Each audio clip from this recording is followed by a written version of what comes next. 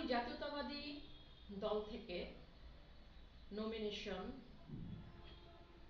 প্রত্যাশা করি, কারণ আমি মনে করি দীর্ঘ 17 বছর এই ফ্যাসিস্ট আমলে যে কার্যক্রম কখনো হয়নি, কিন্তু এখন আমাদের প্রধানমন্ত্রী তারেক রহমান তিনি সেই পদক্ষেপগুলো নেবেন এবং তিনি যেটা আমরা দেখছি যে তিনি যেভাবে তার কার্যক্রমগুলোকে সাজাচ্ছেন, আমরা একটা কথা সবাই শুনেছি যে উনি যেদিন প্রথম আসলেন বাংলাদেশে, এসে উনি মঞ্চে যখন বললেন যে I have a plan for Bangladesh, তো এই যে কথাটা, এটা কিন্তু একটা বৃহৎ একটা তাৎপর্য আছে।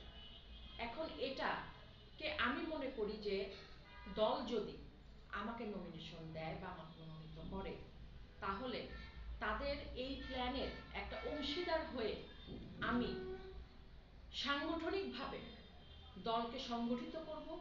কারণ আমি যতটুকু জানি আমাদের গাজীপুরে যে মহিলা সংগঠনটা আছে, এখানে এটা কিন্তু সুসংগঠিত না।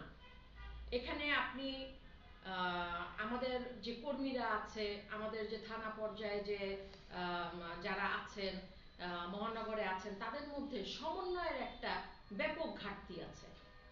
কিন্তু আমি যদি এই দায়িত্বটা পাই, আল্লাহ যদি আমাকে সেটা দেয়, তাহলে আমি এই যে ঘাটতি, এই জিনিসটাকে আমি পূরণ করব এবং দলকে আমি সুসংগঠিত করব।